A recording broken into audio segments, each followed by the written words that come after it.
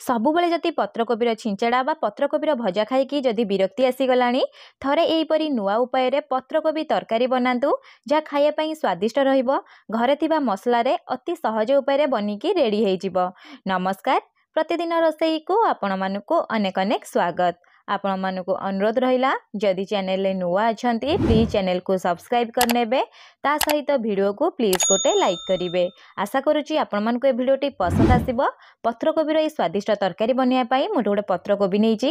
ଛୋଟ ସାଇଜ୍ରେ ନେଲେ ଭଲ ସେପ୍ରେ ବନିଥାଏ। ଆପଣ ଚାହିଁଲେ ବଡ଼ ମଧ୍ୟ ନେଇପାରିବେ। ଏବେ ଆମେ କ'ଣ କରିବା ନା, ପତ୍ରकोବିକୁ ଏମିତି ପାଖୁଡ଼ା ପାଖୁଡ଼ା କରିଦେବା। ଦେଖିପାରୁଥିବେ ମୁଁ ଯେମିତି ପାଖୁଡ଼ା କରୁଛି। ଯଦି ଆପଣଙ୍କୁ କଷ୍ଟ ହେଉଥିବ ଆପଣ କ'ଣ କରିବେ ନା, ଛୁରୀ ସାହାଯ୍ୟରେ ମଧ୍ୟ କାଟିକିରି ଅଲଗା କରିପାରିବେ। ଏବେ ଆମେ କ'ଣ କରିବା ନା, ଗୋଟେ ଛୁରୀ ବା ପନିକି ସାହାଯ୍ୟରେ ପତ୍ରकोବିର ଯେଉଁ ହାର୍ଡ଼ ପାର୍ଟଟା ଅଛି, ସେ ହାର୍ଡ଼ ପାର୍ଟଟାକୁ ଏମିତି କ'ଣ କରିବା ନା, କାଢ଼ି ନେବା। ଯାହାଫଳରେ ଆମର ଯେଉଁ ସେପ୍ ଦେବା ନା ସହଜ ହେବ। ଦେଖିପାରୁଥିବେ ମୁଁ ଏହିପରି କାଢ଼ି ନେଉଛି। କାଢ଼ି ନେଇ ସାରିଲା ପରେ ଏଠି ଆପଣ କ'ଣ କରିବେ ନା, ଗୋଟେ ଜଷ୍ଟ ଧୋଇ ନେବେ। ଧୋଇ ନେଇ ସାରିଲା ପରେ ଗୋଟେ କଡ଼େଇରେ କିଛି ପାଣିକୁ ଗରମ କରିନେବେ। ପାଣି ଯେତେବେଳେ ଗରମ ହେଇଯିବ, ଯେଉଁ ପତ୍ରकोବିକୁ ଆମେ ପାଖୁଡ଼ା କରିକି କାଟିକି ରଖିଥିଲେ, ପତ୍ରकोବିକୁ ଏଠି ଦେଇଦେବା। ଦେଇ ସାରିଲା ପରେ ଫ୍ଲେମ୍କୁ ମିଡ଼ିୟମ୍ ରଖିବା। ମିଡ଼ିୟମ୍ ଫ୍ଲେମ୍ରେ ଟିକେ ଜଷ୍ଟ ଉପର ତଳ କରିନେବା। ଏବେ ଏଠି କ'ଣ କରିବେ ନା, 2 ମିନିଟ୍ ଏହିପରି କରିବେ, ଯାହାଫଳରେ ଆମର ଟିକେ ପତ୍ରकोବି ନରମ ହେଇଯିବ ଆଉ ବନେଇବା ପାଇଁ ମଧ୍ୟ ସହଜ ହେବ। ଦେଖିପାରୁଥିବେ ମୁଁ ଟିକେ ମିଶାଇ ସାରିଲା ପରେ ପତ୍ରकोବି ଟିକେ ଶ୍ରିଙ୍କ ହେଇ ଆସିଲାଣି। ଏବେ 1 ମିନିଟ୍ ଏହିପରି ଛାଡ଼ିଦେବେ। 1 ମିନିଟ୍ ପରେ ଏଠି ଆପଣ କ'ଣ କରିବେ ନା, ଜଷ୍ଟ ଟିକେ ଓଲଟେଇ ନେବେ। ଓଲଟେଇ ନେଇ ସାରିଲା ପରେ ଫ୍ଲେମ୍କୁ ଅଫ୍ କରିନେବେ। ସବୁ ପତ୍ରकोବିକୁ କାଢ଼ିକି ଗୋଟେ ଛଣାରେ ରଖିଦେବେ, ଯାହାଫଳରେ ଯେଉଁ ପାଣି ଥିବ ନା ପତ୍ରकोବିରୁ ବାହାରିଯିବ। ଆପଣ ଯଦି ଚାହିଁବେ ଏ ପ୍ରୋସେସଟା କରିପାରିବେ, ନହେଲେ ଏ ପ୍ରୋସେସକୁ ସ୍କିପ୍ କରିପାରିବେ। କଞ୍ଚା ପତ୍ରकोବିରେ ମଧ୍ୟ ବନେଇକି ରେଡ଼ି କରିପାରିବେ। ଏବେ ଚାଲନ୍ତୁ ଗୋଟେ ବ୍ୟାଟର ବନେଇବା। ସେଥିପାଇଁ ମୁଁ ଗୋଟେ ବାଉଲ୍ ନେଇଛି। ବାଉଲ୍ରେ ଏଠି ମୁଁ କ'ଣ କରିବି ନା, 3 ଚାମଚ ବେସନ ଦେବି। ବେସନ ହିଁ ଏଠି ୟୁଜ୍ କରିବେ। ବେସନ ଦେଇ ସାରିଲା ପରେ ଏଠି ଆମେ କ'ଣ କରିବା ନା, ସ୍ୱାଦ ହିସାବରେ ଲୁଣ ଦେବା। ଯେତିକି ଆପଣ ବେସନ ପାଇଁ ଲୁଣ ଦରକାର ସେତିକି ହିଁ ଲୁଣ ଦେବେ। ମୁଁ ଏଠି ଅଧା ଚାମଚରୁ ଜଷ୍ଟ ଟିକେ କମ୍ ଲୁଣ ଦେଇଦେଉଛି। ତା ସହିତ କଲର୍ ପାଇଁ 2 ପିଞ୍ଚ ଏଠି ଆମେ ଦେଇଦେବା ହଳଦୀ ଗୁଣ୍ଡ। ଅଧା ଚାମଚରୁ ଜଷ୍ଟ ଟିକେ କମ୍ ମାନେ 2 ପିଞ୍ଚ ଆମେ ଏଠି ଦେଇଦେବା ଗରମ ମସଲା। ଆପଣ ଚାହିଁଲେ ଏଠି ଧନିଆ ଗୁଣ୍ଡ, ଜିରା ଗୁଣ୍ଡ ମଧ୍ୟ ୟୁଜ୍ କରିପାରିବେ। ତା ସହିତ ମୁଁ ଏଠି 2 ଚାମଚ ଅଦା, ରସୁଣ, କଞ୍ଚା ଲଙ୍କାର ପେଷ୍ଟ ଦେଇଦେବି। ଅଳ୍ପ ଟିକେ ଧନିଆ ପତ୍ର କାଟିକି ଦେଇଦେବି। ଏତିକି ଜିନିଷ ଦେଇ ସାରିଲା ପରେ ଆକୁ ଆମେ କ'ଣ କରିବା ନା, ଶୁଖିଲାକୁ ଟିକେ ଭଲସେ ମିଶାଇ ନେବା। ମିଶାଇ ସାରିଲା ପରେ ଏଠି ଆପଣ କ'ଣ କରିବେ ନା, ପାଣି ୟୁଜ୍ କରିବେ। ପାଣି ଅଳ୍ପ ଅଳ୍ପ ଦେବେ। ଅଳ୍ପ ଅଳ୍ପ ଦେଇକି ବ୍ୟାଟର ବନେଇବେ। ଏଠି ଯେଉଁ ବ୍ୟାଟର ଆପଣଙ୍କର ବନିବ ନା, ଗାଢ଼ା ବନିବନି ନା ପାଣିଆ ବନିବନି, ସେମି କନସିଷ୍ଟେନ୍ସି ରହିବା ଦରକାର। ଦେଖନ୍ତୁ ମୁଁ ଅଳ୍ପ ଟିକେ ପାଣି ଦେଇକି ଏଠି ମିଶାଇ ଦେଉଛି। ଏଠି ବହୁତ କ'ଣ ହେଇଛି ନା, ଗାଢ଼ା ଦେଖାଯାଉଛି। ଏବେ ଆମେ କ'ଣ କରିବା ନା, ଆହୁରି 2ରୁ 3 ଚାମଚ ପାଣି ଦେଇଦେବା। ପାଣି ଦେଇକି ଆକୁ ଟିକେ ବ୍ୟାଟରକୁ ବନେଇକି ରେଡ଼ି କରିନେବା। ଏଠି ଆମର ବ୍ୟାଟର ପୁରା ବନିକି ରେଡ଼ି ସରିଲାଣି। ଏବେ ଚାଲନ୍ତୁ ବନେଇବା ଷ୍ଟାର୍ଟ କରିବା। ପତ୍ରकोବି ଯେତେବେଳେ ଥଣ୍ଡା ହେଇଯିବ, ଆପଣ କ'ଣ କରିବେ ନା, ହାତରେ ଏମିତି ଗୋଟେ ପତ୍ରकोବି ନେବେ। ନେଇ ସାରିଲା ପରେ 1 ଚାମଚ ଆମେ ଯେଉଁ ବେସନର ବ୍ୟାଟର ବନେଇକି ରଖିଥିଲେ, ବ୍ୟାଟର ଦେଇଦେବେ। ଯଦି ଆପଣଙ୍କୁ ଚାମଚରେ ବନେଇବା ସହଜ ହେବ ଆପଣ ଏମିତି ଚାମଚରେ ଦେଇପାରିବେ, ନହେଲେ ହାତରେ ଏମିତି ଆଣିକି ଚାରିଆଡ଼େ ଟିକେ ଟିକେ ଜଷ୍ଟ ଲଗେଇ ନେବେ। ଦେଖିପାରୁଥିବେ ମୁଁ ଯେମିତି ଲଗାଉଛି ସେମିତି ହିଁ ଲଗେଇ ନେବେ। ଲଗେଇ ନେଇ ସାରିଲା ପରେ ଆପଣ କ'ଣ କରିବେ ନା, ଗୋଟେ ପଟକୁ ଭାଙ୍ଗିକି ଆଉ ଗୋଟେ ଉପରେ ରଖିଦେବେ। ଯେମିତି ଆମେ ରୋଲ୍ ବନାଏ ସେହିପରି ଆପଣ କ'ଣ କରିବେ ନା, ଏଠି ଭାଙ୍ଗି ନେବେ। ଦେଖନ୍ତୁ ମୁଁ ଗୋଟେ ପଟ ଭାଙ୍ଗି ନେଇଛି, ଆଉ ଗୋଟେ ପଟ ମଧ୍ୟ ଭାଙ୍ଗିକିରି ତା ଉପରେ ଏମିତି ରଖିନେବେ। ରଖିକି ଏମିତି ଲମ୍ବା ସେପ୍ର ବନେଇ ନେବେ। ତାପରେ ତା ଆଗ ପଟେ ଟିକେ ଜଷ୍ଟ ବ୍ୟାଟର ମାରିଦେବେ। ବ୍ୟାଟର ମାରିକି ଏମିତି କ'ଣ କରିବେ ନା, ଟିକେ ରୋଲ୍ କରିନେବେ। ଏଠି ଆମର ଗୋଟେ ପତ୍ରकोବିର ପାଖୁଡ଼ା ପୁରା ବନିକି ରେଡ଼ି ସରିଲାଣି। ବେଶୀ ଏଠି ବେସନ ଲଗେଇବେନି, ନହେଲେ ଖାଇବା ପାଇଁ ଟେଷ୍ଟ ଆସିବନି। ଏହିପରି ମୁଁ କ'ଣ କରିବି ନା, ସବୁକୁ ଏମିତି ରୋଲ୍ ବନେଇ ନେବି।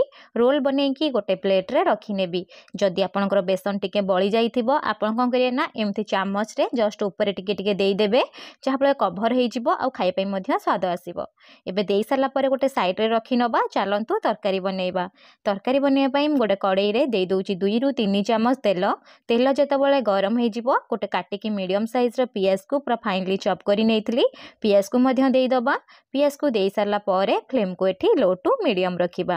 ଲୋ ଟୁ ମିଡ଼ିୟମ୍ ଫ୍ଲେମ୍ରେ ପିଆଜକୁ ଟିକେ ଜଷ୍ଟ ପ୍ରଥମେ କ'ଣ କରିବେ ନା, ଭାଜି ନେବେ। ଭାଜି ନେଇ ସାରିଲା ପରେ ସ୍ୱାଦ ହିସାବରେ ଏଠି ଆପଣ ଲୁଣ ୟୁଜ୍ କରିବେ।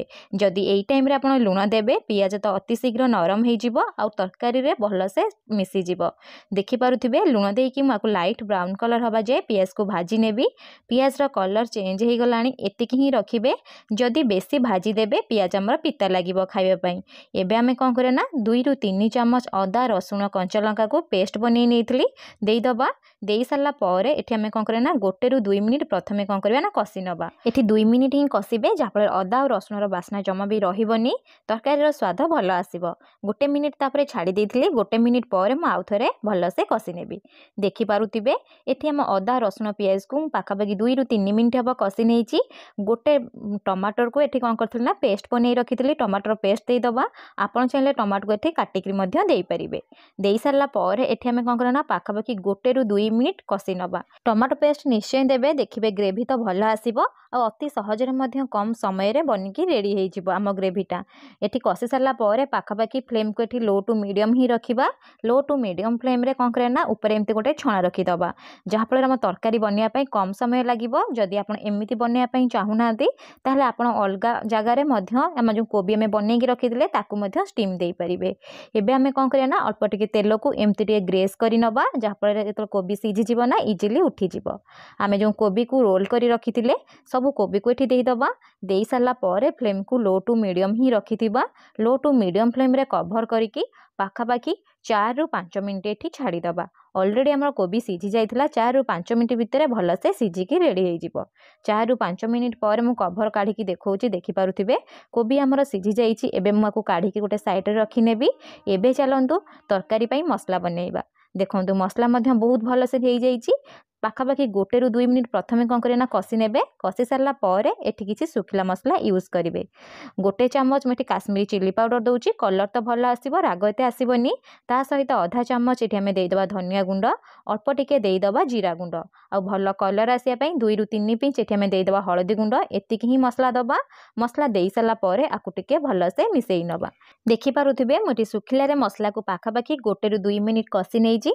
जे तमे सुखिला मसला एठी यूज करिचे ना मसला टिके सिझिया पई 2 चामच एठी आपण कोन करे ना पानी देई देबे।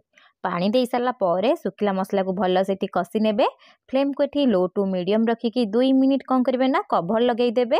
2 मिनिट पर म आपन कवर काढिकी देखौजी, देखि पारुथिबे तेल पूरा ऊपरे भासुची आ मसला रा कलर पूरा परफेक्ट चेंज हेइची। मसला मध्य कड़ाई रू पूरा भल से छाडुची। एबे कोन करबे ना मसला को 1 रु 2 मिनिट कषि नेबे। कषि नै सारला पर आधा चामच एठी आपण कोन करे ना गरम मसला यूज करिवे। मटी आउ किछि भी मसला यूज करि नथली, केवल गरम मसला देकी मसला को टिके भल से मेठी कोन करे ना मिसेई नबा। लास्ट को मेठी कोन करे ना ग्रेवी पई पानी दबा। आपण जेति ग्रेवी चाहुथिबे सेति एठी पानी देई देबे। मटी पाखापाखि 1.5 कप पानी देई देइची। पानी देई सारला पर एठी आपण कोन करे ना आकु टिके भल से मिसेई नेबे। फ्लेम को एबे कोन करे ना मीडियम टू हाई रखिबे। मीडियम टू हाई फ्लेम रे कवर लगेई देबे।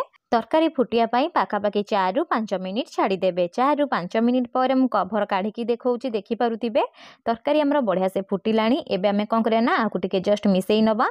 मिसेई सारला पर जो कोबी को हमें रोल बनेकी रखिथिले ना सब कोबी को एठी देई दबा। कोबी को पूरा केयरफुली देबे। मु एठी बड़ बड़ साइज रो रखुची, आपण जदि चाहिबे कोबी को मध्य मझिरु 2 फाळ करी काटिगिरी एमती छोट छोट मध्य देई परिबे। एबे हमें कोन करे ना जस्ट टिके घोड़ेई नबा। घोड़ेई की जस्ट 1 रु 2 मिनिट ही छाड़ीबा। 2 मिनिट पर मु आपन को कवर काढिकी देखौची, देखि पारुथिबे एठी हमर पत्र कोबीर तरकारी पूरा पूरी बनिकी रेडी सरलाणी। आपण को घरे थरे निश्चय बनांतु। केमिति बनिला मो सहित कमेंट सेक्शन रे शेयर करंतु। जदि चैनल ले नुवा अछंती प्लीज चैनल को सब्सक्राइब करनेबे। ता सहित वीडियो को प्लीज गोटे लाइक करिवे। पुणी देखा हबो नेक्स्ट वीडियो रे। रहिली धन्यवाद।